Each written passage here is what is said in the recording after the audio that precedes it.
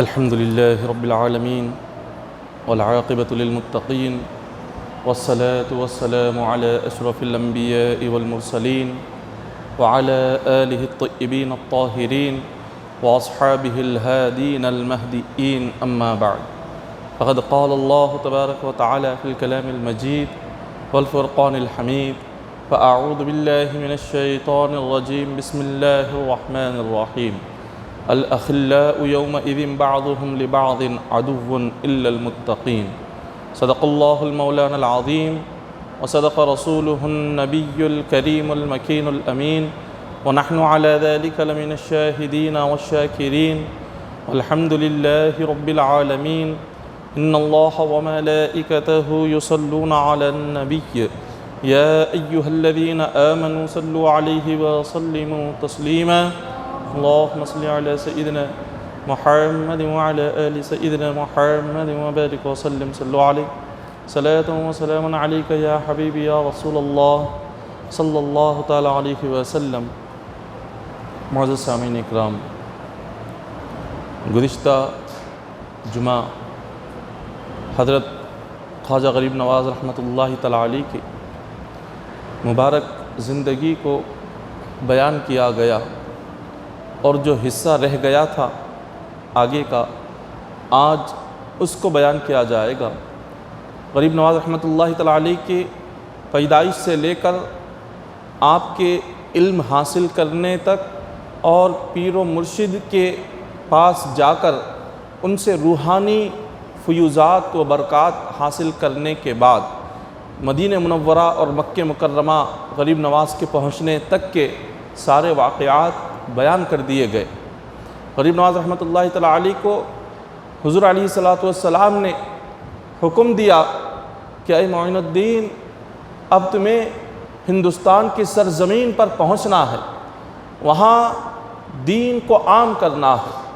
غریب نواز رحمۃ اللہ تعالی علیہ آقا علیہ السلام کے حکم پر آپ مدینہ منورہ سے نکلتے ہیں ہندوستان کی جانب۔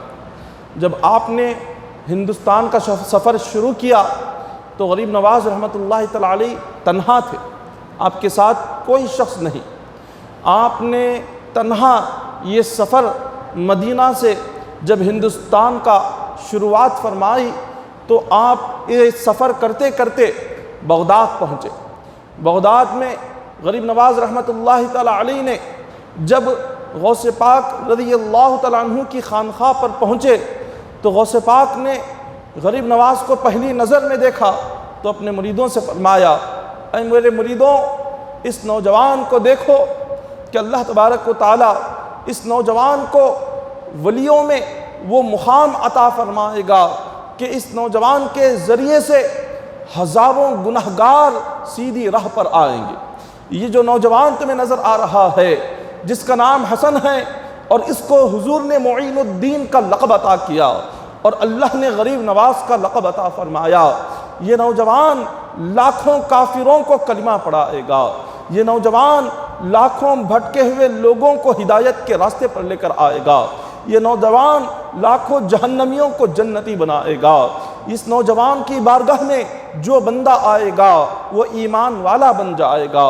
جب غوث پاک رضی اللہ تعالیٰ عنہ نے یہ ساری باتیں اپنے مریدین کو بتائی اور غریب نواز رحمۃ اللہ تعالی علیہ غوث پاک کی خدمت میں حاضر ہوتے ہیں، اور رشتے میں حضور غوث پاک ماموں ہوتے ہیں اور غریب نواز یہ بھانجے ہوتے ہیں۔ حضور غوث پاک نے پوچھا کہ اے معین الدین، بتاؤ اب یہاں سے تمہیں کہاں کا سفر کرنا ہے، کہاں تمہیں جانا ہے؟ غریب نواز فرماتے ہیں حضور علیہ السلام نے مجھے ہندوستان کا حکم دیا کہ میں ہندوستان کی سرزمین پر جاؤں، وہاں دین کو عام کروں، اب میں ہندوستان کا سفر کر رہا ہوں۔ تو غوث پاک رضی اللہ تعالیٰ عنہ فرماتے ہیں کہ جب تم ہندوستان کی سرزمین پر جاؤ تو وہاں پر ایک اللہ کا شیر بیٹھا ہوا ہے، اس شیر کی بارگاہ میں حاضری دینا اور وہاں پر ایک چلہ کرنا اور ان کی زیارت کرنا اور پھر آگے بڑھنا۔ حضرت خواجہ غریب نواز رحمۃ اللہ تعالی علیہ غوث پاک سے فرماتے ہیں کہ وہ کون شیر ہے جو ہندوستان کی سرحد پر بیٹھا ہوا ہے، جس کا آپ اتنے ادب سے نام لے رہے ہیں، جس کی شان اتنی اعلیٰ ہے، غوث پاک فرماتے ہیں اس شعر کا نام داتا سید علی داتا گنج بخش علی حجویری ہے۔ حضرت داتا گنج بخش سید علی حجویری رحمت اللہ تعالی علیہ، یہ پیشاور، یہ لاہور کی سرزمین پر یہ بہت ہی بلند درجے کے ولی کامل ہے۔ حضرت سید علی حجویری رحمت اللہ تعالی علیہ، آپ کا زمانہ غوث پاک کے زمانے سے بھی پہلے ہے۔ آپ حضور غوث پاک سے کئی سو سال پہلے کے ولی کامل ہے۔ جب آپ کی مزار اقدس لاہور کی سرزمین پر موجود ہے تو حضور غوث پاک نے فرمایا جب تم ہندوستان کی سرحد پر داخل ہو تو لاہور کی سرزمین پر یہ اللہ کا شیر بیٹھا ہوا ہے، یہاں حاضری دینا اور یہاں اجازت لے کر تم ہندوستان میں قدم رکھنا۔ غریب نواز رحمت اللہ تعالی علیہ نے حضرت غوث پاک رحمت اللہ تعالی علیہ کی بات کو قبول کر لیا اور چند دنوں تک آپ بغداد میں ہی رہنے کا آپ نے ارادہ کر لیا۔ جب بغداد میں آپ رہ رہے تھے تو ایک مسجد میں ایک دن غریب نواز رحمت اللہ تعالی علیہ اللہ تبارک و تعالیٰ کی عبادت میں مصروف تھے کہ اچانک ایک نوجوان آیا اور غریب نواز سے کہنے لگا کہ حضور میں آپ کا مرید بننا چاہتا ہوں۔ غریب نواز رحمت اللہ تعالی علیہ نے اس نوجوان کو دیکھا اور آپ سوچ میں پڑ گئے۔ آپ نے ابھی تک کسی کو مرید نہیں بنایا تھا۔ آپ نے اس نوجوان کا نام پوچھا کہ تمہارا نام کیا ہے اور تم کہاں کے رہنے والے ہو؟ اور نوجوان نے کہا کہ میں یہیں کا رہنے والا ہوں اور میرا نام قطب الدین بختیار کاکی رحمت اللہ تعالی علیہ ہے۔ جب یہ نام حضور غریب نواز نے سن کر فرمایا کہ مجھے تھوڑا سا وقت دو، میں تمہیں سوچ کر کل بتاؤں گا کہ کیا میرا ارادہ ہے۔ وہ نوجوان چلا گیا۔ غریب نواز رحمت اللہ تعالی علیہ ظہر کا وقت ہو چکا تھا، نماز ظہر آپ نے ادا کر لی، اسی طرح عصر مغرب عشاء بھی ادا کر لی۔ نماز عشاء کے بعد غریب نواز رحمت اللہ تعالی علیہ اللہ تبارک و تعالیٰ کی تسبیح بیان کرتے کرتے آپ نے حضور علیہ السلام کے درود شریف کا ورد شروع کیا۔ جب درود پاک پڑھتے پڑھتے آپ پر نیند کا غلبہ ہوا، آپ کی آنکھ لگی، آپ نے خواب میں کیا دیکھا کہ حضور علیہ السلام تشریف لائے ہوئے۔ حضور علیہ السلام نے اپنی زیارت عطا فرمائی غریب نواز رحمت اللہ تعالی علیہ کو۔ آقا علیہ السلام کے ساتھ کئی سارے صحابہ کرام بھی شامل ہے۔ تو جب یہ منظر غریب نواز رحمت اللہ تعالی علیہ نے خواب میں دیکھا تو آپ ادب میں کھڑے ہو گئے، حضور کے ہاتھوں کو بوسہ دیا، حضور کے قدموں کو بوسہ دیا، ارشاد فرمایا کہ آقا آج آپ میرے خواب میں تشریف لائے، آپ نے مجھ پر بہت بڑا کرم کیا کہ مجھے اپنی زیارت کروائی۔ حضور علیہ السلام نے فرمایا کہ اے معین الدین، آج میں تم سے بڑی خاص بات کرنے کے لیے آیا ہوا ہوں۔ غوث پاک حضرت غریب نواز نے فرمایا کہ حضور کیا خاص بات ہے؟ آقا علیہ السلام فرماتے ہیں کہ آج کوئی نوجوان تم سے ملاقات کرنے کے لیے آیا ہوا تھا۔ غریب نواز نے فرمایا کہ ہاں حضور ایک نوجوان آیا تھا۔ حضور نے پوچھا وہ نوجوان کیا کہہ رہا تھا؟ غریب نواز نے فرمایا کہ وہ نوجوان کہہ رہا تھا کہ وہ میرا مرید بنے گا۔ حضور نے پوچھا تو حسن تم نے کیا کہا؟ تو غریب نواز فرماتے ہیں کہ حضور میں نے کہا کہ مجھے تھوڑی سی مہلت دو، میں سوچ کر تمہیں اس کا جواب دوں گا۔ حضور فرماتے ہیں اگر وہ نوجوان اب آ جائے تو اس کو فوراً اپنا مرید بنا لینا اور اس کو اپنا خلیفہ بھی بنانا۔ حضرت غوث پاک رضی اللہ تعالیٰ عنہ کے بھانجے غریب نواز نے عرض کیا کہ حضور یہ کیا ہے؟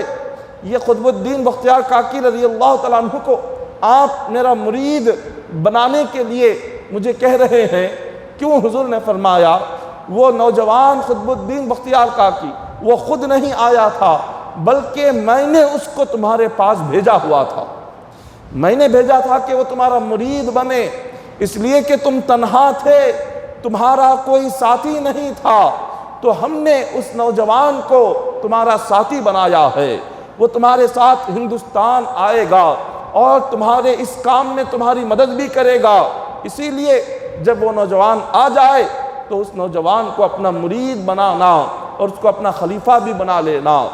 حضرت غریب نواز فرماتے ہیں کہ حضور علیہ الصلوۃ والسلام نے اس رات میں آ کر یہ بات تو کہہ دی، قطب الدین بختیار کاکی کو مرید بنانے کا حضور نے حکم تو دے دیا، اب آپ انتظار کر رہے ہیں۔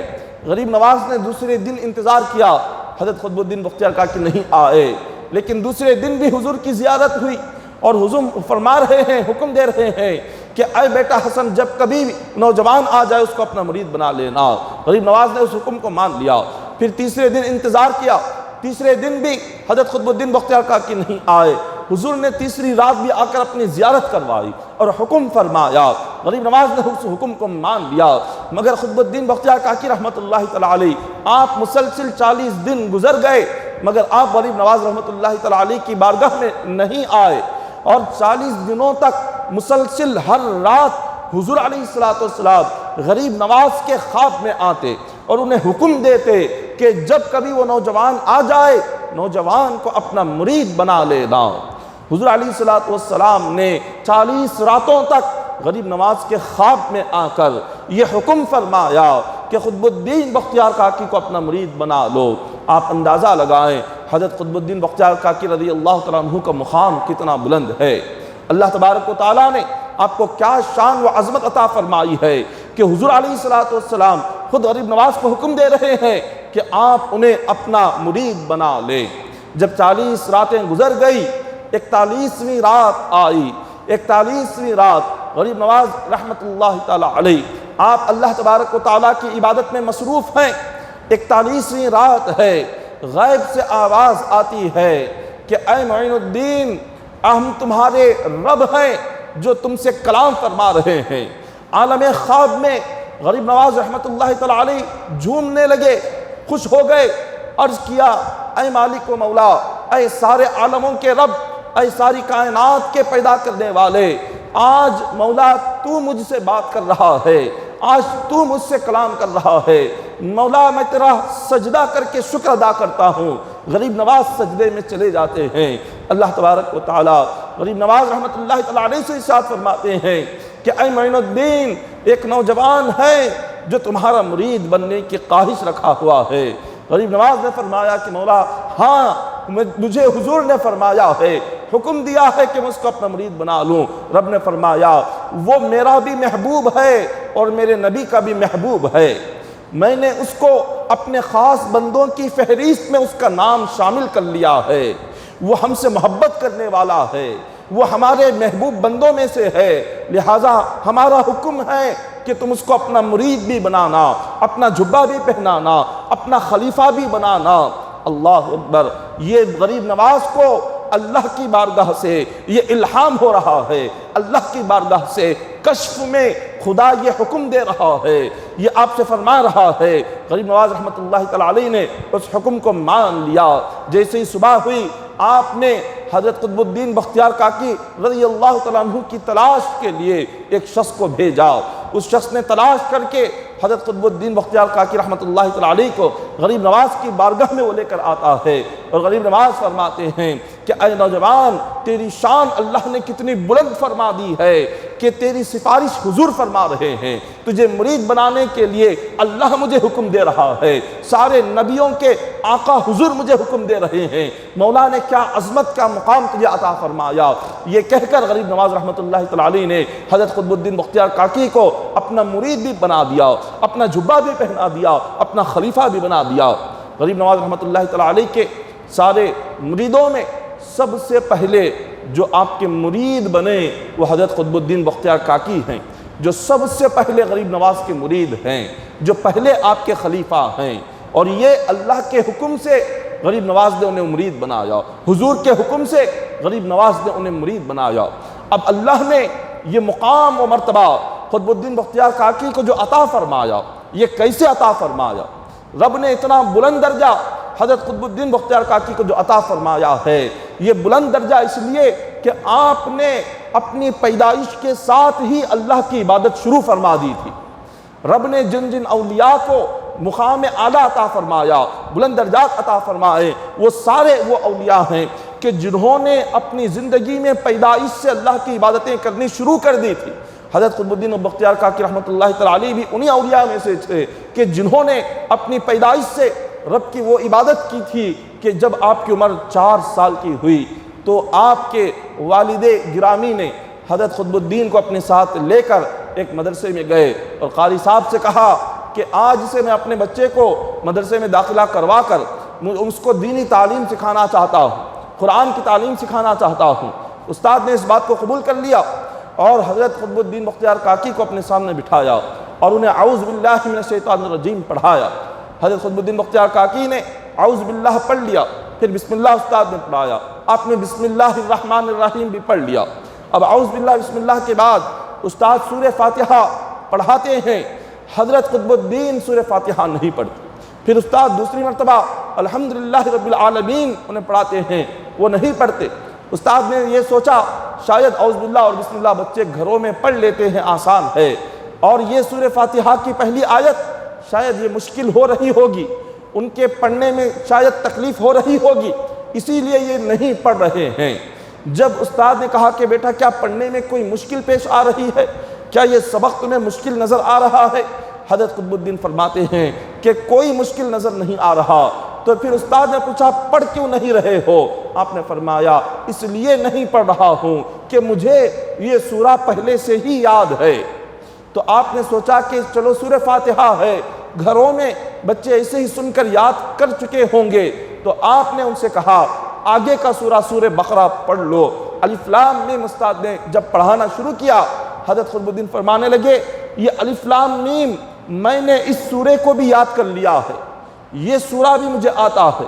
استاد نے کہا کہ چلو پہلا پارہ ہے، پہلا پارہ شاید یاد ہو چکا ہوگا بچے کو، چلو دوسرا پارہ پڑھ لے۔ تو انہوں نے جب دوسرا پارہ پڑھانا چاہا، حضرت قطب الدین نے فرمایا کہ دوسرا پارہ بھی مجھے یاد ہے۔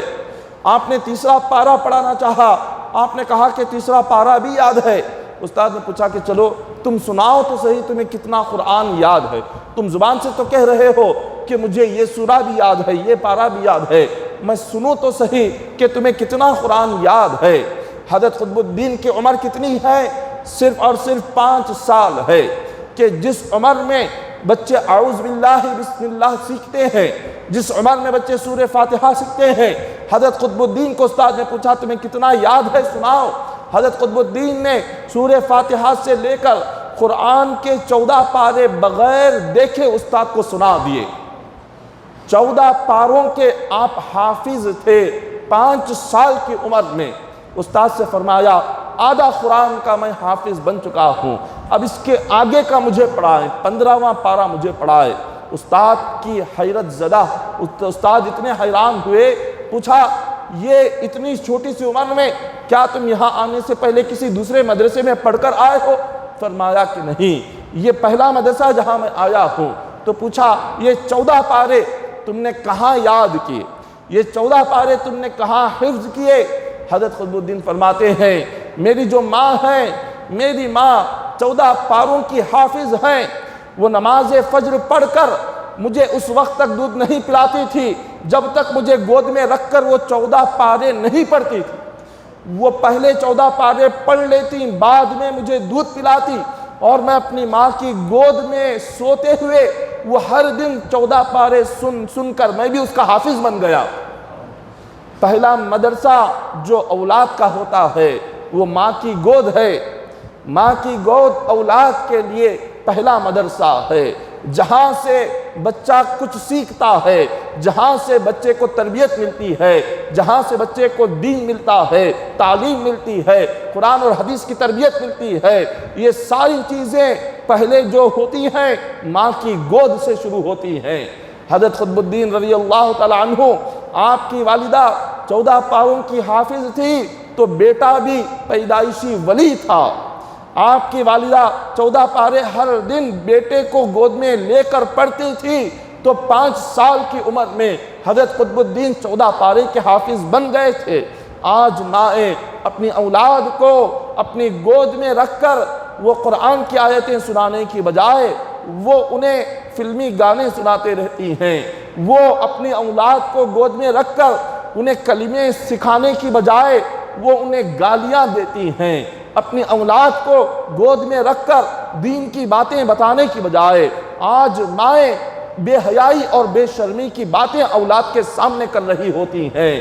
جب ایسا ماحول ہوگا تو بچوں کی تربیت کیا ہوگی؟ دینی ماحول کہاں سے آئے گا؟ کہاں سے بچے نمازی بنیں گے؟ جب ماں میں خود نماز کی پابندی نہ ہو تو بچے میں نماز کی پابندی کہاں سے آئے گی؟ جب ماں میں خود دین کی تربیت نہ ہو، دین کی تعلیم نہ ہو، بچے میں کہاں سے دین کی تعلیم اور تربیت پیدا ہوگی؟ جب ماں خود بے نمازی ہو تو اولاد بھی بے نمازی ہوگی۔ ماں خود بے حیائی اور بے شرمی کو آنکھوں سے دیکھ رہی ہو، اولاد بھی بے حیائی اور بے شرمی کو آنکھ سے دیکھے گی۔ ماں خود جب اللہ اور اس کے رسول کے حکم کی نافرمانی کرتی ہو، اولاد بھی یقیناً اللہ اور اس کے رسول کے حکم کی نافرمانی کرے گی۔ تو اولاد کی تربیت ہمیں کب یاد آتی ہے؟ جب اولاد جوان ہو جائے تب والدین شکایت کرتے ہیں کہ یہ جو اولاد ہے ہمارے حکم کی فرما بردار نہیں ہے، ہمارے حکم کی یہ اطاعت گزار نہیں ہے، یہ اولاد یہ بالکل ہمارے حکم کے خلاف ہو رہی ہے، یہ نماز نہیں پڑھتی، عبادت نہیں کرتی۔ یہ نوجوانی میں والدین کو اولاد کی تربیت کا خیال آتا ہے، جبکہ اولاد کی تربیت نوجوانی کے وقت میں کرنے کا حکم اسلام نے نہیں دیا، بلکہ اولاد کی تربیت کب کرنی ہے؟ جبکہ ابھی انہوں نے ہوش نہیں سنبھالا۔ جب ماں کے گود میں بچہ آتا ہے تب سے اولاد کی تربیت کرنا شروع کر دینی چاہیے، تب سے بچوں میں دینی تعلیم سکھانا شروع کر دینی چاہیے، تب سے بچوں کو قرآن پڑھانا شروع کر دینا چاہیے۔ دینی تعلیم ماں کی گود سے ہونی چاہیے۔ اسکول جانے کے بعد، کالج جانے کے بعد ہم اپنی اولاد کو چاہتے ہیں کہ اب وہ مدرسہ جائے۔ اسکول اور کالج کے دنوں میں تب والدین کو خیال آتا ہے کہ ہماری اولاد نمازی نہیں ہے، ہماری اولاد نیک نہیں ہے، ہماری اولاد ہمارے حکم پر عمل کر نہیں رہی ہے۔ یہ کیوں؟ اس لیے کہ ہم نے بچپن سے ہی اولاد کو صحیح تربیت نہیں دی، بچپن سے ہی اولاد کو قرآن نہیں سکھایا، قرآن نہیں پڑھایا۔ جب کہ کوئی ڈالی، کسی بھی درخت کی ڈالی کو اگر موڑنا ہو، اگر جس وقت میں ڈالی وہ کچی ہوتی ہے اس وقت میں آپ جیسے چاہے موڑیں وہ ڈالی مڑ جاتی ہے۔ جب کوئی لکڑی کی ڈالی سخت ہو جائے اس کو آپ موڑنا چاہے تو وہ ٹوٹ جائے گی۔ تو جوانی کی جو عمر ہوتی ہے اس وقت میں اولاد کا ذہن سخت ہو چکا ہوتا ہے، اور بچپنے کا جو ذہن ہوتا ہے وہ بالکل ایک کچی لکڑی کی طرح ہوتا ہے، ایک کچی ڈالی کی طرح ہوتا ہے۔ آپ اس میں جو لکھیں گے اس ذہن پر وہی ان کی ساری زندگی ذہن میں نقش ہو جائے گا۔ آپ اس بچپن کی عمر میں اگر ان کے ذہن میں نماز کی پابندی لکھ دیں گے وہ اپنی آخری زندگی تک نماز کے پابند رہیں گے۔ آپ ان کے بچپن کی عمر میں انہیں قرآن پڑھانے والا بنا دیں گے، ان کے ذہن میں قرآن لکھ دیں گے، وہ اپنی ساری زندگی قرآن پڑھتے رہیں گے۔ آپ انہیں بچپن میں ہی اللہ اور اس کے رسول کے احکام سنائیں گے، وہ ساری زندگی اللہ اور اس کے رسول کے احکام پر عمل کرتے ہوئے رہیں گے۔ آپ انہیں بچپن سے ہی ماں باپ کا مقام کیا ہے بتائیں گے، وہ ساری زندگی ماں باپ کی خدمت کرتے رہیں گے۔ یہ کچی عمر ہوتی ہے، اس عمر میں ہم جو لکھیں گے بچوں کے ذہن میں نقش ہو جائے گا۔ ہم اس عمر میں نہیں لکھتے، اس عمر میں ہم کیا لکھتے ہیں؟ آج بچوں کو والدین کلمے سکھانے کی بجائے، آج بچوں کو والدین قرآن اور حدیث کی باتیں سکھانے کی بجائے کیا کرتے ہیں کہ آج ان کی زبان سے وہ اتنے غلط الفاظ سکھاتے ہیں۔ کوئی والدین اپنی اولاد کو فلمی گانے سکھا رہے ہیں، جب بچہ کوئی بات کرتا ہے گالی دیتے ہیں، ماں باپ خوش ہو جاتے ہیں کہ آج بچے نے یہ گالی دی ہے۔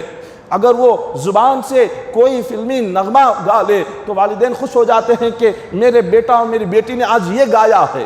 اگر وہ تھوڑا سا ناچ دے تو والدین خوش ہو جاتے ہیں کہ ہمارے بچے نے آج ڈانس کیا ہے، ناچا ہے۔ ارے یہ شرم کی بات ہے، ہمارے لیے ڈوب جانے کی بات ہے کہ ہم اپنی اولاد کو ان کے بچپن سے ہی حرام کاموں میں لگا رہے ہیں، حرام چیزوں میں لگا رہے ہیں، حرام باتوں میں لگا رہے ہیں، اور وہ غلط کام دیکھ کر اولاد کو مارنے کی بجائے، ڈانٹنے کی بجائے، انہیں دین کے راستے پر لانے کی بجائے والدین خوش ہو رہے ہیں کہ میرا بیٹا آج اس نے فلاں گانا گایا ہے، آج اس نے اپنے شو میں، آج اس نے اپنے اس پروگرام میں، اسکول کے پروگرام میں اس نے ڈانس کیا ہے، اس کا ڈانس ایسا ہے، اس کا ناچنا ایسا ہے، اس کا گانا ایسا ہے، وہ کیا گالیاں دیتا ہے، اللہ اکبر۔ یہ آج ہمارے گھروں کا ماحول ہے، ایسا ماحول آج ہمارے گھروں کا۔ تو سوچو کہ بچپن میں جب بچوں کی ایسی تربیت ہوگی، جوان ہو کر وہ کیا ماں باپ کے حکم کے فرما بردار بنیں گے۔ جب بچپن میں اس طرح بچوں کی پرورش ہوگی، وہ کیا جوان ہو کر نمازی بنیں گے۔ جب اس طرح سے پرورش بچوں کی ہوگی تو وہ جوان ہو کر کیا اللہ اور اس کے رسول کے حکم پر چلیں گے، کیا دین پر چلیں گے، کیا دین کے پابند ہوں گے؟ کچھ نہیں ہوگا ان کی زندگیوں میں۔ وہ غلطی جو ہوگی، جو والدین اپنی اولاد کو دینی تربیت نہیں دیتے، اللہ تعالیٰ قیامت کے دن ان سے سوال کرے گا، ان سے پوچھے گا۔ حدیث پاک ہے کلکم راعٍ وکلکم مسئول عن رعیتہا، حضور نے فرمایا ہر بندہ اپنے گھر کا ذمہ دار ہے، گھر کے ذمہ دار سے اللہ قیامت کے دن سوال کرے گا کہ اے ذمہ دار بتلا کہ تیری ذمہ داری تھی اولاد کی تربیت تھی، تیری ذمہ داری تھی کہ بیوی کو تعلیم سکھانے کی، تو نے اپنی اولاد کو کتنا دین سکھایا، کتنا دین پڑھایا، اپنی بیوی کو کتنا دینی تعلیم دی ہے، آج تجھ سے اس کا سوال ہوگا۔ اللہ یہ سوال کرے گا قیامت کے دن، یہ نہیں والدین سے پوچھے گا کہ تو نے اپنی اولاد کو کتنی بڑی ڈگری سکھائی ہے، کتنی بڑی ڈگری دنیاوی دلائی ہے، اپنی اولاد کو کیا تو نے ڈاکٹر بنایا تھا، اللہ یہ نہیں سوال کرے گا۔ کیا انجینئر بنایا گا، یہ سوال نہیں کرے گا۔ کیا پروفیسر بنایا تھا، اللہ یہ سوال نہیں کرے گا۔ اپنی اولاد کے لیے دنیا میں کتنے مکان چھوڑ کر آیا، یہ سوال نہیں کرے گا۔ کتنا بڑا کاروبار چھوڑ کر آیا، یہ سوال نہیں کرے گا۔ کتنی مال و دولت تو نے چھوڑ کر آیا، یہ سوال نہیں کرے گا۔ کتنا عالی شان کپڑا پہنایا، یہ سوال نہیں کرے گا۔ کتنا بہترین کھانا کھلایا، یہ سوال نہیں کرے گا۔ خدا کیا سوال کرے گا؟ اے بندے، جب میں نے تجھے اولاد عطا فرمائی تو اولاد کا ذمہ دار تھا، تو باپ تھا، باپ ہو کر تو نے اپنی اولاد کو کتنا قرآن پڑھایا، باپ بن کر تو نے اپنی اولاد کو کتنا دین سکھایا، باپ بن کر اپنی اولاد کو کتنا میرے نبی کی حدیثیں پڑھائی، باپ بن کر تو نے اپنی اولاد کو کتنا اسے جہنم سے ڈرایا، باپ بن کر اپنی اولاد کو کتنا گناہوں سے اس کو بچایا، باپ بن کر تو نے اپنی اولاد کو کیا تو نے اس کو شراب سے بچایا، کیا تو نے اس کو جوئے سے بچایا، کیا تو نے اس کو حرام راستوں کو جانے سے بچایا۔ خدا یہ سوال کرے گا ہر ماں باپ سے، یہ سوال ہوگا۔ اب اس کا جواب ہر بندے کو دینا ہوگا۔ جس نے صحیح معنوں میں اپنی اولاد کی دنیا میں تربیت کی ہوگی، وہ عرض کرے گا کہ مولا ہاں، میں نے اپنی طاقت کے لحاظ سے اپنی اولاد کو دینی تعلیم دی، دینی تربیت دی، اس کو میں نے سیدھی راہ پر، دین کے راستے پر چھوڑ کر آیا ہوں۔ اور جس والدین نے، اگر جو والدین اپنی قبر میں اگر سکون سے رہنا چاہتے ہو، اپنی قبر سے سکون سے آرام کرنا چاہتے ہو، اپنی قبر کو جنت کا باغ بنانا چاہتے ہو، تو دنیا میں اپنی اولاد کو نمازی بنا کر قبر میں جاؤ، دنیا میں نمازی بناؤ۔ حدیث پاک میں حضور نے فرمایا کہ بندہ جب مر جاتا ہے، اب مرنے کے بعد تو کوئی عبادت نہیں کر سکتے، مرنے کے بعد تو کوئی عبادت کرنے کا حکم نہیں ہے، ساری عبادتیں، ساری نیکیاں، سارا ثواب، سارا اجر یہ زندگی کی حد تک ہے۔ موت آ گئی، موت کے بعد نہ اللہ تعالیٰ بندے کو عبادت کا حکم دیتا ہے، نہ عبادت کی اجازت دیتا ہے۔ وہاں پر لوگ تڑپ جاتے ہیں، عرض کرتے ہیں کہ مولا یہ عذاب دیکھ کر، اس عذاب کی کمی کی وجہ سے، اس عذاب کو تھوڑا سا کم کرنے کے لیے ہم 2 رکعت نماز پڑھ لیں گے، ہمیں اجازت دے، ایک مرتبہ تسبیح پڑھیں گے، ہمیں اجازت دے، ایک مرتبہ ہم تیری پاکی بیان کریں گے، ہمیں اجازت دے، کچھ نیکی یہاں کر لے تاکہ اس نیکی کی وجہ سے ہمارا عذاب کم ہو جائے، اس نیکی کی وجہ سے تاکہ ہمارے عذاب کو ختم کر دے۔ اللہ تعالیٰ فرمائے گا کہ بندے آج 2 رکعت نفل نماز کے لیے تڑپ رہا ہے، ترس رہا ہے، ارے دنیا کی زندگی 60-70 سال زندہ تھا، کتنی نمازیں نہیں پڑھ سکتا تھا؟ 60-70 سال تو دنیا میں زندگی تو نے گزاری، کتنی مرتبہ قرآن میں نے نماز کا ذکر نہیں فرمایا، حدیث میں نماز کا ذکر نہیں فرمایا، اور میرے بندوں نے، علماء نے نماز کا ذکر تمہیں کتنی مرتبہ نہیں سکھایا، کتنی مرتبہ نہیں سمجھایا۔ وہاں پر تو نے اپنی ساری زندگی عیش و آرام میں لگائی، گناہوں میں لگائی، عیاشی میں لگائی، آج یہاں آ کر 2 رکعت کے لیے ترس رہا ہے، 2 رکعت کے لیے تڑپ رہا ہے، کاش وہاں پڑھ لیتا تو آج تیری قبر جنت بن جاتی۔ لوگ ترسیں گے، تڑپیں گے۔ تو موت کے بعد اللہ تعالیٰ کسی بندے کو اجازت کا نماز کا حکم نہیں دے گا، اور نہ انہیں اجازت ہوگی کہ وہ کوئی عبادت کر سکے۔ لیکن جو اللہ تبارک و تعالیٰ نے خاص جو بندے ہوتے ہیں اور اللہ کے جو بلند درجے کے بندے ہوتے ہیں، اپنے روح کے سکون کے لیے وہ نماز قبر میں بھی پڑھ لیتے ہیں۔ اپنی روح کا جو سکون ہوتا ہے، خدا کے جو قریب بندے، جو نمازی بندے ہوتے ہیں، قبر میں جب جنت کا باغ دیکھتے ہیں، عرض کرتے ہیں کہ مولا ہمیں یہاں سکون نہیں مل رہا۔ اللہ تعالیٰ فرماتا ہے کہ بندو یہ تو جنت کا باغ ہے، یہاں سکون نہیں۔ وہ عرض کرتے ہیں کہ مولا نماز میں جو سکون ہے وہ جنت میں بھی سکون نہیں ہے۔ مولا تیرے قرآن کا جو سکون ہے، قرآن کی تلاوت کا سکون، یہ جنت کے باغوں میں نہیں ہے، ہمیں یہ پڑھنے کی اجازت عطا فرما۔ خدا اپنے خاص بندوں کے روح کی سکون کے لیے انہیں قرآن کی تلاوت کی اجازت دے گا۔ لیکن جن بندوں نے دنیا میں قرآن کھولا ہی نہیں، اور رمضان کے رمضان قرآن کھولے ہو، اور رمضان کے رمضان نماز پڑھتے ہو، جب وہ اللہ سے اجازت مانگیں گے، خدا فرمائے گا کہ بندو کاش وہاں پڑھ لیتے تو یہاں رونا نہیں پڑتا۔ تو جیسے ہی موت آ جاتی ہے، حضور نے فرمایا اپنی موت کے بعد ساری نیکیاں، عبادتیں، ثواب ختم ہوتا ہے۔ لیکن اگر کسی نے دنیا میں 3 کام کر کے وہ گیا تو اللہ تعالیٰ اس کو خبر میں بھی اس کا ثواب قیامت تک عطا کرتے رہتا ہے۔ قیامت تک خبر میں ثواب ملتا ہے۔ اگر دنیا میں زندگی میں 3 کام کر اگر ہم مر گئے، 3 کام کر کے دنیا سے گئے، صحابہ اکرام نے پوچھا حضور وہ کیا ہے؟ حضور علیہ الصلوۃ نے فرمایا سب سے پہلے جہاں کہیں پانی کی ضرورت پیش آئے، لوگ پیاسے ہو، اگر تم نے وہاں پانی کا انتظام کر دیا، اور جب تک لوگ تمہارے اس بنائے ہوئے کنویں سے پانی پیتے رہیں گے، اللہ تعالیٰ قبر میں انہیں ثواب عطا فرماتا رہے گا۔ صدقہ جاریہ ہے، اس کو صدقہ جاریہ کہتے ہیں۔ جہاں کہیں سائے کی ضرورت ہو وہاں پر اس نے درخت لگائے، تو جتنے لوگ درخت کے سائے میں بیٹھیں گے اس درخت لگانے والے کو اللہ قبر میں ثواب عطا فرماتا رہے گا۔ اور جہاں کہیں بھی ایک اور مقام حدیث پاک میں آگے حضور نے فرمایا دوسرا عمل یہ ہے جہاں دین کی ضرورت ہو، جہاں جس کسی بندے نے اپنی دنیاوی زندگی میں اللہ کے گھر کی تعمیر کی، جہاں اللہ کے گھر کی ضرورت ہو وہاں مساجد کی تعمیر کر دی، تو جب تک روئے زمین پر اس مسجد میں جتنے لوگ عبادت کریں گے اللہ تعالیٰ ان سب کی عبادت کا ثواب خبر میں اس بندے کو عطا کرے گا جس نے اس دنیا میں اللہ کے گھر کو قائم کر کے وہ گیا تھا۔ یہ 2 کام ہو گئے۔ اور تیسرا جو کام ہے وہ یہ ہے کہ اگر کوئی بندہ اپنی زندگی میں اپنی اولاد کو نمازی اس نے بنا دیا، اپنی اولاد کو نیک بنا دیا، اور والد کے انتقال کے بعد وہ اولاد اسی طرح نمازوں کی پابند رہی، تو وہ اولاد جتنی نیکیاں کرے گی اللہ تعالیٰ بیٹے کی ساری نیکیوں کا ثواب اس کرنے والے کو بھی عطا کرے گا اور باپ کو بھی خبر میں عطا فرمائے گا۔ اپنی خبر کو اگر سنوارنا ہے، اپنی خبر کو سنوارنا ہے، اولاد کو نیک بنا کر جاؤ۔ اپنی قبر کو جنت کا باغ بنانا ہے، اولاد کو نمازی بنا کر جاؤ، اولاد کو متقی پرہیزگار بنا کر جاؤ، اولاد کو دینی تعلیم سکھا کر جاؤ۔ وہ جتنا عمل کریں گے، جتنا وہ لوگ عبادت کے پابند رہیں گے، اللہ قبر میں ان ماں باپ کو اس کا ثواب پہنچاتا رہے گا، قیامت تک یہ سلسلہ جاری رہے گا۔ تو یہ حضرت قطب الدین بختیار کاکی رضی اللہ تعالیٰ عنہ کا یہی حال تھا کہ آپ نے بچپن سے ہی اللہ کی عبادت کو شروع کر دیا۔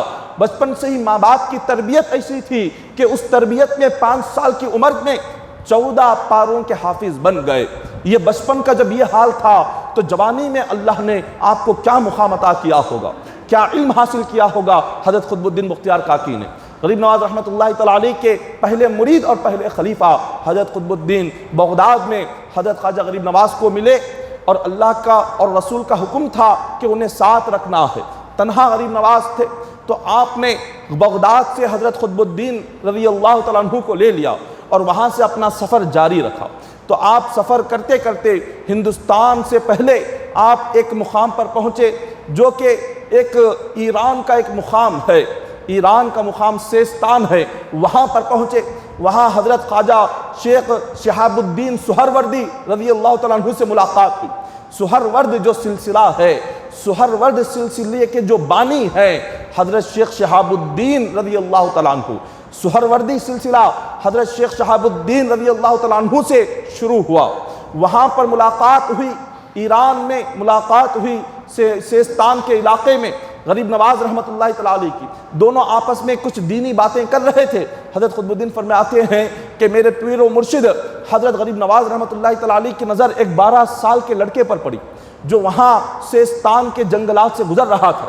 حضرت غریب نواز نے اس لڑکے کو دیکھا اور حضرت شیخ شہاب الدین سے فرمایا اس لڑکے کو آج دیکھ لو جو ہمارے آگے سے گزر رہا ہے، ایک وقت آئے گا یہ لڑکا دہلی پر حکومت کرے گا، یہ لڑکا ہندوستان کا حاکم بنے گا اور سارا ہندوستان اس کے آگے جھک جائے گا۔ غریب نواز رحمۃ اللہ تعالیٰ علیہ نے اس لڑکے کو جب کہا تھا، 12 سال اس کی عمر تھی، جب وہ لڑکا جوان ہوا 607 ہجری میں ہندوستان کی تاریخ گواہ ہے کہ ایک نوجوان نے ہندوستان پر اپنا لشکر لے کر حملہ کیا اور دہلی پر حملہ کیا، اس نے دہلی پر قبضہ کیا، سارے ہندوستان پر اس کا قبضہ ہوا۔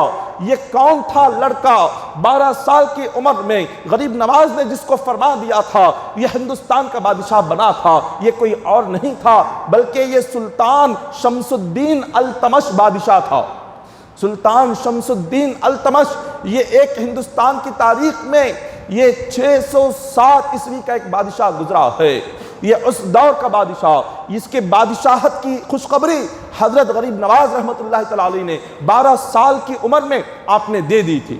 جب یہ بادشاہ بنا، حضرت غریب نواز رحمۃ اللہ تعالیٰ علیہ کا جو سفر تھا وہ سفر اسی طرح سے آگے بڑھتا گیا، آگے بڑھتا گیا۔ آپ نے ایران سے پھر سفر کر کے سیدھے آپ افغانستان پہنچے۔ غریب نواز رحمۃ اللہ تعالیٰ علیہ اب ہندوستان کے بالکل قریب آ چکے تھے۔ جیسے ہی آپ افغانستان پہنچے، افغانستان میں ایک مقام تھا جس کا نام سبزہ زار تھا۔ سبزہ زار یہ ایک مقام ہے جو کہ افغانستان سے بالکل قریب میں۔ آپ جب وہاں پر پہنچے، وہاں دیکھا کہ ایک بہترین سا باغ ہے۔ غریب نواز رحمۃ اللہ تعالیٰ علیہ اس باغ میں داخل ہوئے، وہاں کافی سارے لوگ اس باغ میں ٹہل رہے تھے۔ بڑا حسین باغ تھا۔ شام کے وقت میں اس باغ کے پھولوں سے ایسی خوشبو آیا کرتی تھی جو سارے ذہن کو اور دل کو وہ خوشبودار بنا دیتی تھی، انسان کا دل اور ذہن خوش ہو جاتا، اتنی پیاری خوشبو شام کے وقت آتی تھی۔ غریب نواز رحمۃ اللہ تعالیٰ علیہ نے دیکھا باغ میں ایک چھوٹا سا حوض بنا ہوا ہے۔ آپ نے وضو کیا اور مصلی بچھا دیا اور آپ نے نماز پڑھنی شروع کر دی۔ جیسے ہی نماز ہوئی، غریب نواز رحمۃ اللہ تعالیٰ علیہ ذکر میں بیٹھے ہوئے تھے، شام کا وقت تھا، سارے لوگ باغ سے باہر نکلنے لگے۔ اس بادشاہ، اس زمانے کا جو وہاں کا بادشاہ تھا جس کا نام یادگار محمد ہے، اس کا وقت ہو چکا تھا آنے کا، اور بادشاہ نے یہ سختی کے ساتھ حکم دیا ہوا تھا جب کبھی میں باغ کے اندر داخل ہوں کوئی شخص مجھے نظر آنا نہیں چاہیے، میں تنہا باغ کے اندر گھومنا چاہتا ہوں۔ اس کا یہ سختی سے حکم تھا۔ تو بادشاہ کے چند غلام آئے اور غریب نواز سے کہنے لگے کہ حضور آپ یہاں سے تشریف لے جائیں، اس لیے کہ تھوڑی ہی دیر میں اب بادشاہ اندر داخل ہونے والے ہیں، اور یہ بڑا ہی ظالم بادشاہ تھا، بڑا پرجلال اور بہت ہی غضبناک یہ بادشاہ تھا۔ تو خادموں نے کہا آپ یہاں سے تشریف لے جائے، ورنہ جو یہاں کا بادشاہ ہے بڑا ظالم ہے اور بڑا ہی پرجلال اور غضبناک ہے، وہ آپ کو کچھ کہہ دے یا پھر ہمیں کچھ کہہ دے گا، اسی لیے بہتر ہے آپ یہاں سے تشریف لے جائے۔ حضرت غریب نواز فرماتے ہیں کہ تم مجھے کیا سمجھتے ہو؟ تمہارا بادشاہ اللہ نے جسے دنیاوی بادشاہت عطا فرمائی، رب نے ہمیں روحانی بادشاہت عطا فرمائی ہے۔ ہم روح کے بادشاہ ہیں، ہم آخرت کے بادشاہ ہیں۔ جب تمہارا بادشاہ یہاں پر آئے گا دیکھیں گے کہ اس کا ظلم کتنا ہے، اس کی بادشاہت کتنی بڑی ہے، اس کی شان کتنی بڑی ہے۔ وہ اپنی بادشاہت ہمیں دکھائے اور ہم اپنی بادشاہت اس کو دکھائیں گے اور بتائیں گے کہ اللہ نے کس کو بڑی بادشاہت عطا فرمائی ہے۔ خادموں نے کہا کہ حضور ہمیں تو گھبراہٹ ہو رہی ہے کہ اگر اس نے آپ کو یہاں دیکھ لیا تو ہم تمام کی نوکری ختم ہو جائے گی، ہم بے روزگار ہو جائیں گے۔ آپ تو غریب نواز ہے، غریبوں کو عطا کرنے والے ہیں، ہم پر رحم کرے۔ غریب نواز نے فرمایا تم لوگ چھپ جاؤ، کوئی تم میں سے کوئی بادشاہ کے سامنے مت آؤ، تم چھپ جاؤ اور بس یہ منظر دیکھو کہ آج اللہ تمہیں کیا دکھانے والا ہے۔ سارے کے سارے خادم ایک پیڑ کے پیچھے چھپ گئے۔ غریب نواز رحمۃ اللہ تعالی علیہ ذکر کرتے ہوئے اس ہاؤس کے سائے میں بیٹھے ہوئے تھے۔ یادگار محمد نامی یہ بادشاہ اپنے باغ میں ٹہلتا ٹہلتا غریب نواز رحمۃ اللہ تعالی علیہ کے سامنے آیا۔ دیکھا کہ ایک نورانی چہرے والے بزرگ ہیں جو کہ مصلی بچھائے ہوئے ہیں اور نیچے اپنا سر کیے ہوئے ہیں اور ذکر کر رہے ہیں۔ اس یادگار محمد اس بادشاہ کو بڑا ہی غضب پیدا ہو گیا۔ جلال میں آ کر اپنے تمام کے تمام خادموں کو اس نے بلایا۔ سارے خادم ہاتھ باندھ کر سب بستہ کھڑے ہو گئے۔ اس نے کہا کیا میرا حکم تمہیں معلوم نہیں؟ کیا تم بھول گئے جس وقت میں قدم رکھوں کوئی شخص مجھے نظر نہیں آنا ہے؟ تمام خادمین لرز رہے ہیں، کانپ رہے ہیں کہ بادشاہ کو کیا جواب دیے، اور دل ہی دل میں کہہ رہے ہیں آج غریب نواز نے ہم تمام کی زندگی کی چھٹی کر دی ہے، آج پتہ نہیں ہمارا کیا حال ہوگا۔ سب کے سب ایک ہی مقام پر کھڑے ہیں، کسی کو جواب نہیں آ رہا ہے، اور یہ ظالم بادشاہ اپنی زبان سے بہت ہی الفاظ کہتا جا رہا ہے۔ غریب نواز رحمۃ اللہ تعالی علیہ نے تھوڑی دیر تک سنا، پھر اس کے بعد آپ نے چہرہ اٹھایا اور پھر آپ نے ایک مسکراہٹ دی۔ ایک مسکرا کر آپ نے ایک مرتبہ اس کا چہرہ دیکھنا، یہ دیکھنا ہی تھا، وہ وہیں پر بے ہوش ہوا، آپ کے قدموں میں گر گیا۔ ایک مسکراہٹ پر وہ زمین پر گرا، ہوش ختم ہو گیا، اور تمام کے تمام خادم آئے خواجہ غریب نواز سے فرمانے لگے کہ حضور رحم فرمائیں، بادشاہ پر رحم فرمائیں، آپ نے یقیناً ہم سے کہا تھا رب نے آپ کی بادشاہت بہت بڑی عطا فرمائی ہے، آپ کی ایک مسکراہٹ نے بادشاہ کو زمین پر لے کر آ گئی، لہٰذا آپ اس پر رحم کریں، اس کو دوبارہ پہلی کی حالت میں لے کر آئیں۔ آپ نے فرمایا جاؤ ہاؤس سے پانی لے کر آؤ۔ جب ہاؤس سے پانی لا کر غریب نواز کے سامنے پیش کیا گیا، آپ نے اپنے مبارک ہاتھوں سے اس کے چہرے پر پانی چھڑکا۔ جیسے ہی پانی چھڑکا، آنکھ کھلی، سارے خادم اور غلام کہنے لگے کہ اے بادشاہ، تیرے جلال کے آگے لوگ گھٹنے ٹیک دیتے ہیں، یہ کیا پیش آیا کہ غریب نواز کی زبان سے ایک لفظ نہیں نکلا، نہ کچھ کہا، نہ کوئی کرامت بتائی، نہ ہاتھ اٹھایا، صرف دیکھ کر مسکرایا۔ تو بے ہوش کیسے ہو گیا، زمین پر کیسے گر گیا؟ یادگار نامی محمد یہ بادشاہ کہتا ہے لوگوں تمہیں کیا خبر ہے؟ غریب نواز نے جیسی نظر اٹھائی اور دیکھا آپ کے چہرے سے ایک ایسا نور نکلا کہ وہ نور میرے دل میں داخل ہو گیا اور میں بے ہوش ہو کر زمین پر گر گیا۔ اللہ نے اولیاء کے چہروں پر وہ نور رکھا ہوا ہوتا ہے، ایسا نور کہ جسے دیکھ کر اگر ظالم وہ نور دیکھ لے تو بے ہوش ہو جائے، کافر وہ نور دیکھ لے تو مسلمان بن جائے، مومن اگر وہ نور دیکھ لے تو وہ اللہ کا ولی بن جائے۔ جیسے ہی وہ زمین پر گرا، بڑا غرور اس کو تھا، بڑا فخر اس کو تھا، تکبر اس کو تھا، لیکن غریب نواز رحمۃ اللہ تعالی علیہ کی ایک مسکراہٹ سے دل سے سارا غرور ختم ہو گیا، تکبر ختم ہو گیا۔ اللہ والوں کی جو ایک لمحے کی مجلس ہے، وہ ایک لمحے کی مجلس، ایک عالم دین فرماتے ہیں یک لمحہ صحبت با اولیاء بہتر از 100 سالہ طاعت بے دیا۔ فرماتے ہیں کہ کسی اللہ والے کی صحبت میں ایک لمحہ بیٹھنا 100 سال کی عبادت سے بڑھ کر ہے، 100 سال کی عبادت سے بڑھ کر ہے اللہ والوں کی صحبت میں ایک لمحہ بیٹھنا۔ کیوں؟ وجہ کیا ہے؟ وجہ یہ ہے کہ جب بندہ عبادت کرتا ہے، کبھی عبادت میں دکھاوا بھی آ جاتا ہے، کبھی عبادت میں غرور اور فخر بھی آ جاتا ہے، لیکن جب کسی اللہ والے کی صحبت میں بیٹھتے ہیں، خدا کے محبوب بندوں کے ساتھ جب بیٹھتے ہیں، ان کی ایک نظر دل سے ساری گندگی کو پاک و صاف کر دیتی ہے، دل سے غرور چلا جاتا ہے، فخر چلا جاتا ہے، اور دل سے حسد، کینہ، بغض، عداوت، یہ ساری جتنی برائیاں ہیں، اولیاء کی ایک نگاہ سے سارا دل پاک ہو جاتا ہے، روح پاک ہو جاتی ہے، جسم پاک ہو جاتا ہے، ذہن پاک ہو جاتا ہے، وہ سر سے لے کر پیر تک نگاہ میں بس ساری چیزیں پاک کر دیتے ہیں۔ اس نے، وہ بادشاہ نے آپ کے قدموں میں گر کر توبہ کی اور آپ کے ہاتھ پر بیعت کی، اور سبزہ زار جو سارا علاقہ تھا افغانستان کا، ان سب نے آپ کے قدموں میں گر کر، سارے علاقے کے لوگوں نے، سب نے سچے دل سے توبہ کی اور سب آپ کے مرید بن گئے۔ یہ غریب نواز رحمۃ اللہ تعالی علیہ کے سفر کے حالات ہے۔ ابھی ہندوستان پہنچنے سے پہلے درمیان میں جس علاقے سے گزرتے، وہاں کے علاقے کے لوگوں کو دین کی طرف بلاتے، وہاں کے علاقے کے لوگوں میں آپ دینداری پیدا کرتے، انہیں اللہ رسول کے احکام سناتے سناتے آپ آگے سفر جاری رکھتے۔ جو بادشاہ تھا اس نے اپنے سارے خزانے لائے اور آپ کے سامنے پیش کر دیے. کہا کہ حضور زندگی بھر جتنا جمایا جتنا کمایا تھا، حرص اور لالچ بہت تھی، مگر آپ کی ایک مسکراہٹ، آپ کی ایک نظر نے میرے دل سے سارا حرص، ساری لالچ سب کچھ ختم کر دیا. اب مجھے کچھ نہیں چاہیے، یہ میرے سارے خزانے آپ کے حوالے ہیں. غریب نواز رحمۃ اللہ تعالی علیہ نے ان سارے خزانوں کو اپنے ہاتھوں سے ضرورت مندوں میں، مسکینوں میں خیرات کر دیا، صدقہ کر دیا. اب وہ بادشاہ کیا ہوا؟ خالی ہاتھ کچھ نہیں، ساری چیزیں اس نے غریب نواز کے ہاتھوں سے غریبوں کو خیرات کر دی. اب کہا کہ حضور میں نے آپ کی خدمت میں اتنا سب کچھ پیش کیا، میں نے خزانہ پیش کیا، مال و دولت پیش کی، آپ مجھے بھی کچھ عطا فرما دے. غریب نواز فرماتے ہیں ہمارے در پر جو آتا ہے خالی ہاتھ نہیں جاتا. آپ نے اس کو اپنے گلے سے لگایا، سینے سے لگا کر ایک نگاہ اس پر ڈالی، ایک نگاہ پڑنا ہی تھا کہ وہ بادشاہ راتوں رات اللہ کا ولی بن گیا. رب نے اس کو ولایت کا درجہ عطا فرما دیا.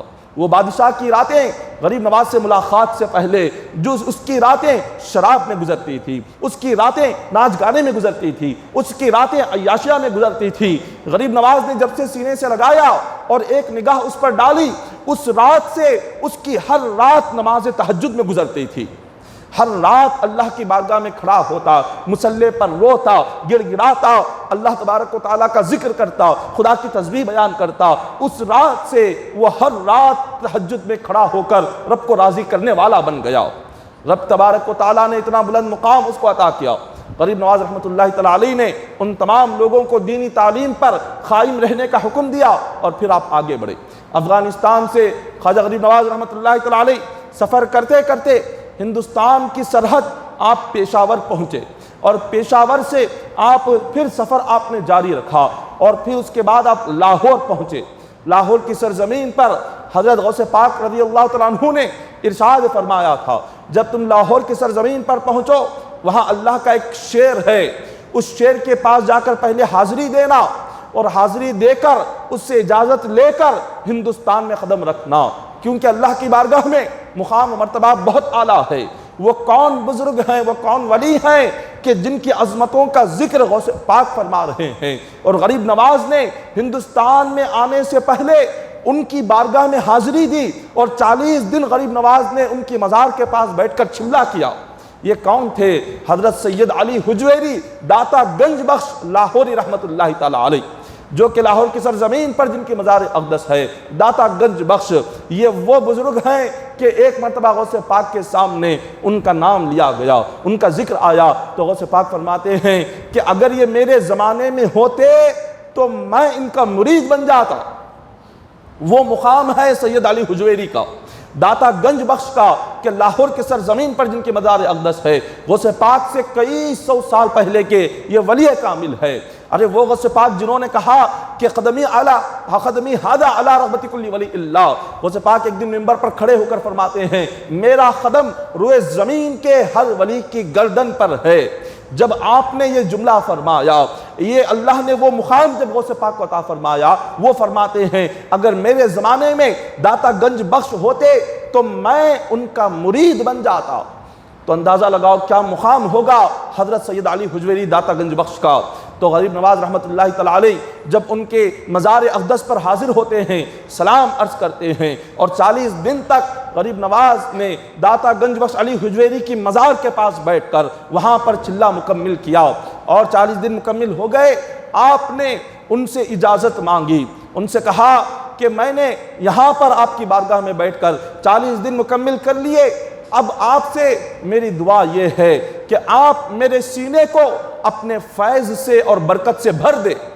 اللہ نے جو آپ کو فیض عطا فرمایا، رب تبارک و تعالیٰ نے آپ کو جو رحمتوں برکتوں کا نور عطا فرمایا، آپ میرے سینے کو اس نور سے بھر دے. آپ میرے سینے کو رب کی عطا کیے ہوئے اس فیض سے بھر دے. آپ میرے سینے کو اب اللہ کی رحمتوں اور برکتوں سے آپ بھر دے. جب آپ وہاں پر کہتے جا رہے ہیں، دعا مانگتے جا رہے ہیں، مگر داتا گنج بخش علی حجویری کی مزار سے کوئی جواب نہیں آتا. غریب نواز رحمت اللہ تعالی علیہ رونے لگے. آپ نے سوچا شاید میری حاضری یہاں قبول نہیں ہوئی ہے، میرا آنا شاید حضرت داتا گنج بخش کو پسند نہیں آیا، اس لیے 40 دن مسلسل یہاں بیٹھ کر میں نے چلہ مکمل کیا. مسلسل یہاں بیٹھ کر میں نے دن و رات اللہ کا ذکر کیا، عبادت کی، 40 دن روزے رہا، مگر 40 دن کے بعد جب ان سے میں سند مانگ رہا ہوں، مجھے آگے بڑھنے کی اجازت مانگ رہا ہوں، میرے سینے کو فیض سے بھرنے کی اجازت مانگ رہا ہوں، لیکن کوئی جواب نہیں آ رہا ہے۔ آپ جیسی آنسو بہہ رہے تھے، تھوڑی دیر کے بعد آواز آئی کہ اے معین الدین، ہم نے تمہاری حاضری کو قبول کر لیا ہے۔ آواز آئی کہ بیٹا حسن، ہم نے تمہیں ولیوں کا سرتاج بنا دیا ہے، ہندوستان کے ولیوں کا تاج ہم نے تمہارے سر پر رکھ دیا ہے، اب تم یہاں سے ہندوستان آگے بڑھ سکتے ہو۔ غریب نواز سرکار فرماتے ہیں کہ حضور، میں نے جب پہلی مرتبہ آپ سے اجازت مانگی تو آپ کے مزار اقدس سے جواب نہیں ملا، اب میں نے جب بار بار اجازت مانگ کر رونے لگا تب یہاں سے جواب آیا، پہلی مرتبہ پر کیوں جواب نہیں آیا؟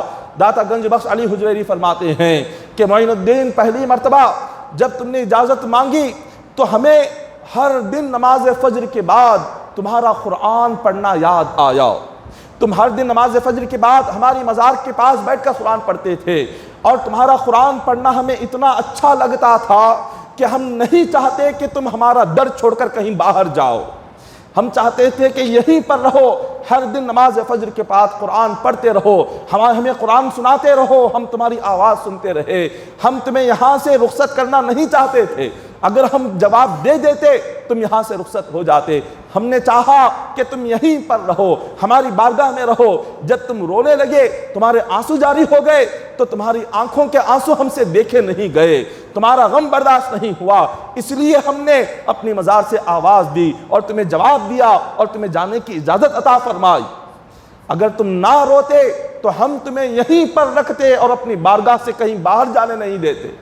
غریب نواز رحمت اللہ تعالی علیہ کو داتا گنج بخش علی حجویری اتنا محبت فرماتے تھے، اتنا آپ کو اپنی بارگاہ میں رکھنا چاہتے تھے، مگر حضور کا حکم تھا کہ ہندوستان کی سرزمین پر پہنچنا ہے، آپ نے اجازت دے دی۔ غریب نواز رحمت اللہ تعالی علیہ نے لاہور سے سفر کرتے ہوئے آپ سیدھے پانی پت تشریف لائے، پانی پت سے آپ نے سفر کیا، پھر وہاں سے دہلی تشریف لائے، دہلی سے آپ نے سفر کیا، پھر اس کے بعد گجرات تشریف لائے، غریب نواز نے وہاں سے سفر کیا اور پھر سیدھے آپ اجمیر تشریف لائے۔ غریب نواز رحمت اللہ تعالی علیہ کا جو سفر ہے ہندوستان کا سفر، آپ نے مدینہ منورہ سے بغداد، ملک شام، سیریا سے پھر بغداد، اور بغداد سے پھر آپ نے ایران کا سفر کیا، ایران سے افغانستان، افغانستان سے پشاور، پشاور سے لاہور، لاہور سے پھر دہلی، دہلی سے پانی پت، اور پانی پت سے گجرات، پھر وہاں سے اجمیر۔ یہ غریب نواز رحمت اللہ تعالی علیہ کا یہ سفر ہے، یہ سفر ایک دو دن کا نہیں ہوا، کئی مہینے غریب نواز رحمت اللہ تعالی علیہ پیدل چلتے رہے، بھوکے پیاسے، کبھی کچھ کھاتے، کبھی روزے سے رہتے، رات بھر اللہ کی عبادت میں لگاتے، جہاں جہاں آپ ڈیرا ڈال کر رکتے وہاں وہاں لوگوں کو دینی تعلیم عام کرتے، دین کی دعوت دیتے، اللہ رسول کی باتیں سناتے، انہیں توبہ کراتے، انہیں دین پر نماز کی پابندی کا حکم دیتے، آگے بڑھتے۔ اتنے کئی مہینوں تک آپ نے سفر کر کے ہندوستان پر پہنچے۔ اب اتنا سفر، اتنی تکلیف، اتنی مشکل کیوں برداشت کی؟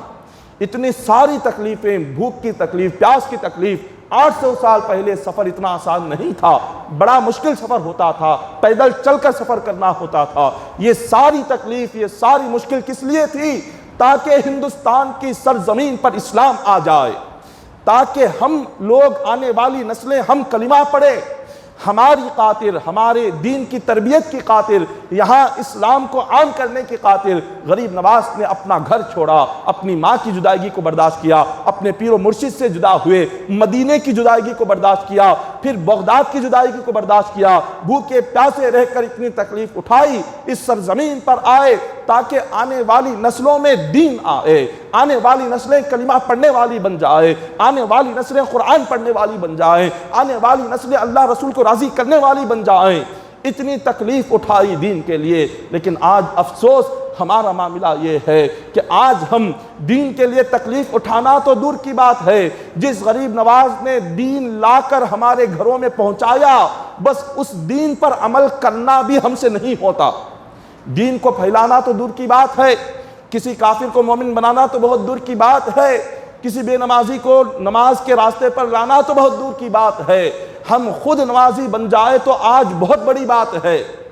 ہم خود ہی عبادت کے جب پابند نہ ہو اور غریب نواز کی محبت کا دعویٰ کرے اور یہ دعویٰ کرے کہ ہم اولیاء کے عاشق ہیں، اولیاء کی عقیدت اور محبت ہمارے دل میں ہے، غلامان اولیاء ہے، عاشقان اولیاء ہے، اگر عاشقان اولیاء ہے، عاشقان غریب نواز ہے، تو جس غریب نواز نے دین اسلام کے لیے اتنی محنت کی ہے، آج ہم اس دین کے لیے کتنی محنت کر رہے ہیں۔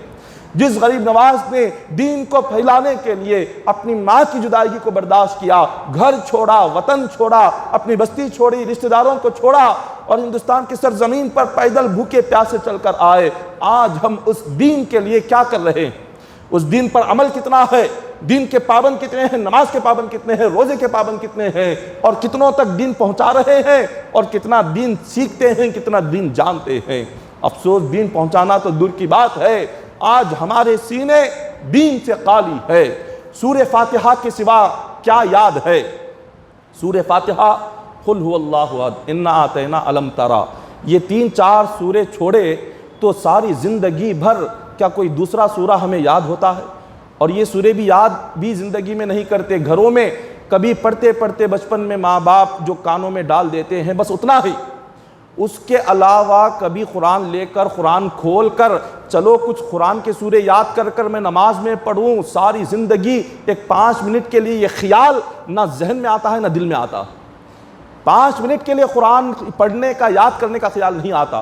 2-4 سورے 70 سال تک 5 وقت کی نماز میں پڑھیں گے، لیکن 7 آیتیں نہیں یاد نہیں کریں گے، 7 سورے نہیں سیکھیں گے، 7 مسائل نماز کے نہیں سیکھیں گے، روزے کے، حج کے، اور غسل کیسا کرنا ہے، غسل کا طریقہ کیا ہے، وضو کا طریقہ کیا ہے، یہ تمام مسائل یہ بچوں کو 7 سال کی عمر میں سکھانے کا حکم حضور نے دیا۔ 7 سال کی عمر میں حکم کیا ہے کہ اپنے 7 بچوں کو مسجد لے کر آؤ، اور کیا ہے پھر جب وہ 10 سال کے ہو جائیں، اگر وہ نہ آئیں تو مارو، مار کر لے کر آؤ۔ جبکہ نماز کب فرض ہوتی ہے؟ نماز 7 سال کی عمر میں فرض نہیں ہوتی، نماز فرض ہوتی ہے بالغ ہونے کے بعد، اور بالغ ہونے کی عمر کیا ہے؟ امام اعظم ابو حنیفہ رحمۃ اللہ تعالیٰ علیہ کے قول کے مطابق بالغ ہونے کی عمر 15 سال ہے لڑکے کے لیے۔ اب 15 سال کی عمر میں نماز فرض ہوتی ہے، حضور نے فرمایا 7 سال کی عمر میں مسجد کو لے کر آؤ، 10 سال میں نہ آئے مارو۔ کیوں فرمایا؟ کیونکہ 7 سال سے بچوں کو مسجد کو آنے کی عادت پڑے، نماز کی عادت پڑے، دین کا ماحول بنے، انہیں معلوم ہو کہ جماعت کیا ہے، انہیں معلوم ہو کہ رکوع کیا ہے، سجدہ کیا ہے، انہیں معلوم ہو کہ دین کیا ہے، انہیں معلوم ہو کہ اسلام کیا تعلیم دیتا ہے، قرآن کیا ہے۔ 7 سال کی عمر سے اسلام نے ہمیں دین سکھانے کا حکم دیا۔ ہم بچوں کو سکھاتے ہیں 20 سال کے بعد، 15 سال کے بعد، اتنی عمر کے بعد ہم بولتے ہیں کہ اب آؤ، اب قرآن پڑھ لو، اب کہتے ہیں کہ نماز کا طریقہ سیکھ لو، اب آؤ۔ 20-25 سال کی عمر میں یاد آتا ہے کہ غسل کا طریقہ، وضو کا طریقہ کیا ہے۔ اب وہاں اس عمر میں کیا سیکھیں گے؟ جتنا 10-15 سال میں سیکھتے ہیں اتنا ہی سیکھتے ہیں، اس کے بعد سیکھنے کی عمر ختم ہو جاتی ہے۔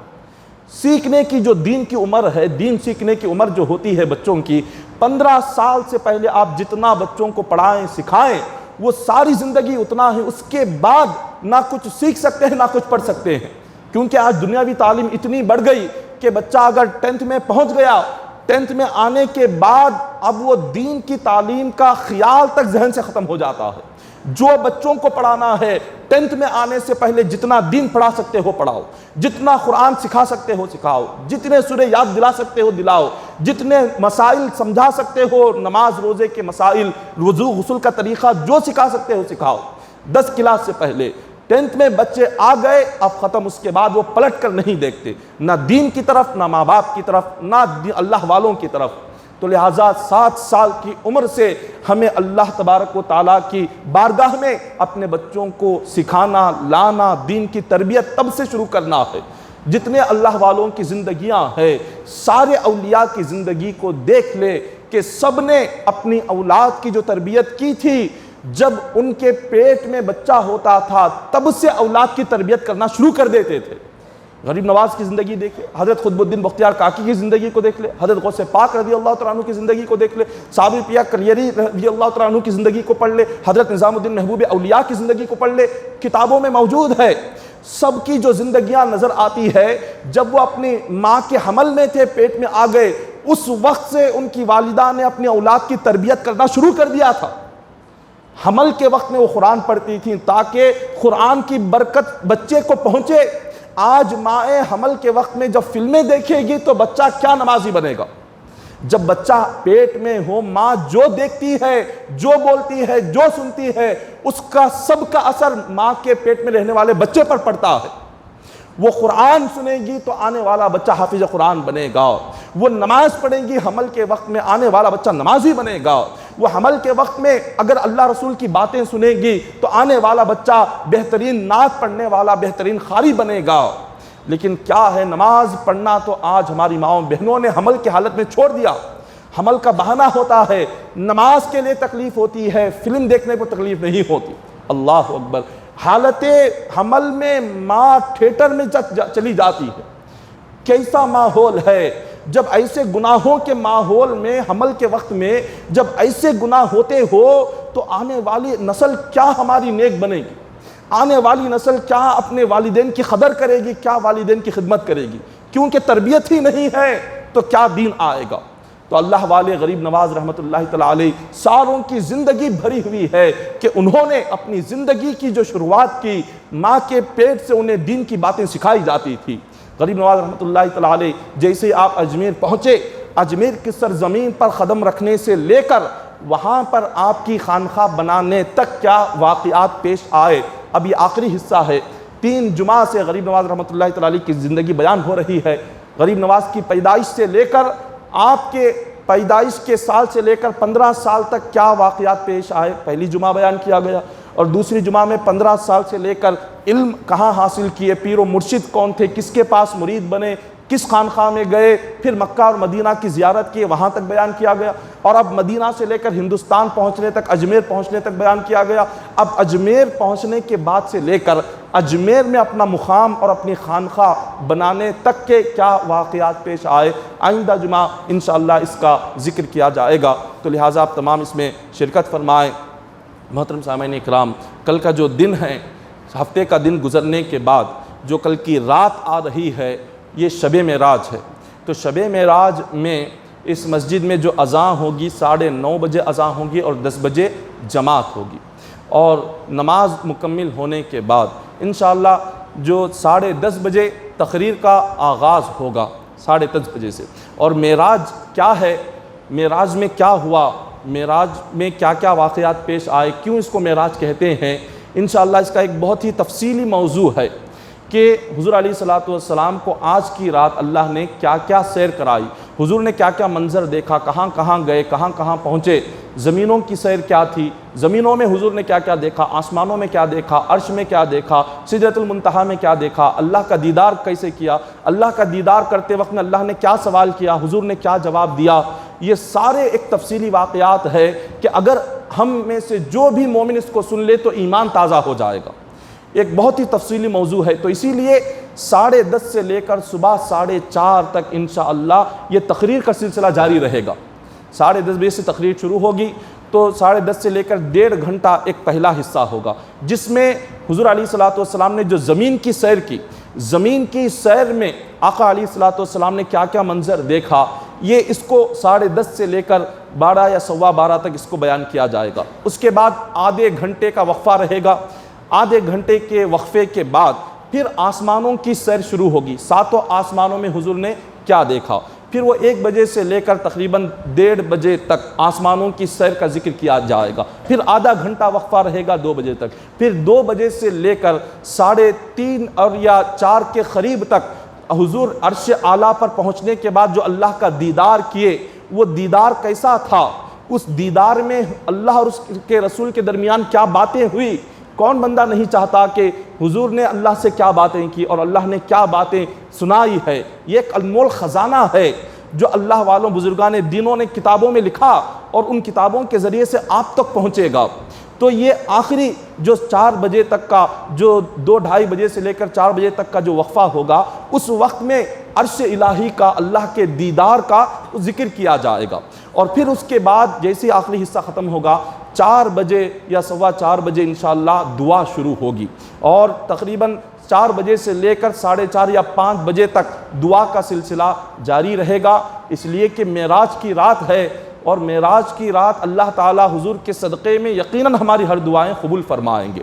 تو لہٰذا اس دعا میں بھی شریک رہیں، اور ابتدا سے جو تقریر ہوگی، تقریر کے جو مرحلے ہیں، یہ ساری باتوں کو اگر ہم سنیں گے تو ہمیں فخر ہوگا کہ ہم کس نبی کے امتی ہیں۔ ہمیں پتہ چلے گا کہ ہم جس نبی کا کلمہ پڑھتے ہیں اس نبی کی عظمت کیا ہے، اس نبی کی شان کیا ہے، اس نبی کا مرتبہ کیا ہے، کہ جس نبی کی امت میں اللہ نے ہمیں پیدا کیا ہے، اللہ نے کیا مقام عطا کیا۔ وہ معراج کی رات اگر آپ سنیں گے تو یقیناً ایمان تازہ ہو جائے گا۔ یقیناً اللہ تعالیٰ جو حضور کو مقام عطا کیا معراج کی رات، وہ مقام 1,24,000 نبیوں میں رب نے کسی کو عطا نہیں فرمایا۔ تو پھر جیسی دعا ہوگی، دعا مکمل ہونے کے بعد تمام کے لیے سحری کا بھی انتظام کیا گیا ہے۔ روزہ رہنا ہے، اور جو روزہ ہے آپ آج رات سحری کر کے کل کا پہلا روزہ ہوگا، ایک روزہ ہو جائے گا، پھر اس کے بعد معراج کی رات سحری کر کے پھر اتوار کا ایک روزہ ہوگا۔ آج جمعہ کی رات سحری کر کے ہفتے کا ایک روزہ، پھر ہفتے کی رات سحری کر کے اتوار کا روزہ، یہ 2 روزے رکھنا ہے۔ حدیث پاک میں آتا ہے کہ جو شخص رجب کے مہینے کا ایک روزہ رکھے گا، اللہ تعالیٰ اس کو 1000 سال کے روزوں کا ثواب عطا فرمائے گا، اور اس کے لیے جنت کے سارے دروازے کھول دیے جائیں گے اور جہنم کے دروازے بند کر دیے جائیں گے۔ یہ روزوں کا اجر و ثواب ہے۔ تو روزے ضرور رکھے، آج کی رات بھی سحری کرے اور کل کی رات بھی سحری کرے۔ اور سحری کا جو وقت ہے، سحری کا جو وقت ختم ہوتا ہے، آپ تقریباً 5:05 تک آپ سحری کر سکتے ہیں۔ 5:05 پر آپ اپنی سحری کو روک دیں۔ 2 دن بھی یہی وقت آپ عمل کریں۔ اور افطاری کا جو وقت ہے وہ تقریباً 6:33، 6:33 پر آپ افطاری کر لیں۔ 2 دن سحری اور افطاری کا یہ وقت ہے۔ اور جو نمازیں پڑھنا ہے، اگر آپ کو معراج کی رات کوئی نماز اگر پڑھنا چاہتے ہوں تو سب سے بہتر ہے جو قضائے عمری ہے اس کو ادا کرے۔ جو قضا ہو گئی ہیں فرض ہم نے جو پچھلی زندگی میں جو چھوڑ دیے، پہلے قضائے عمری ادا کرے۔ کیسے ادا کرنا ہے؟ آپ کو یہ طریقہ بنا لے کہ ایک دن کی فجر کی، ظہر، عصر، مغرب، عشاء، پہلے قضائے عمری فجر کی 2 رکعت فرض نماز پڑھتا ہوں واسطے اللہ کی میرا کعبۃ اللہ شریف کا، یہ کہہ کر رکعت باندھے اور 2 رکعت اس میں سورہ فاتحہ، ضم سورہ جو بھی یاد ہو اس کو پڑھ لے۔ پھر اس کے بعد ظہر کی 4 رکعت فرض قضائے عمری پڑھتا ہوں واسطے، یہ کہہ کر رکعت باندھے 4 رکعت پڑھ لے۔ پھر عصر کی 4 رکعت قضائے عمری فرض پڑھتا ہوں، پھر اس کے بعد مغرب کی 3 رکعت قضائے عمری فرض، پھر اس کے بعد عشاء کی 4 رکعت قضائے عمری، پھر اس کے بعد 3 رکعت واجب الوتر۔ یہ فرض نمازوں کی قضا ہے، سنت نفل کی قضا نہیں ہے، واجب الوتر کی قضا ہے۔ 5 نمازیں 5 وقتہ نمازوں کی قضا فرض کی اور واجب الوتر کی قضا ہے۔